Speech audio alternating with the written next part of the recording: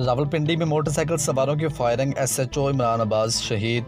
रावलपिंडी में कचहरी चौक के करीब नामलूम मोटरसाइकिल सवारों की फायरिंग से स्टेशन हाउस ऑफिसर थाना रेस कोर्स इमरान अब्बास शहीद हो गए। पुलिस के मुताबिक नामलूम मोटरसाइकिल सवारों ने एसएचओ मियां इमरान अब्बास का पीछा किया और कचहरी चौक के करीब फायरिंग करके इन्हें मौत का घाट उतार दिया। पुलिस का कहना है कि एसएचओ को एक गोली गर्दन पर लगी, जिस पर इन्हें होली फैमिली अस्पताल मुंतकिल किया गया, मगर वह जानबर ना हो सके। पुलिस के मुताबिक हमले के वक्त मियां इमरान अब्बास अपनी बीवी और बच्चों के हमरा जा रहे थे। इमरान अब्बास थाना रेस कोर्स में बतौर इंस्पेक्टर फराइज अंजाम दे रहे थे।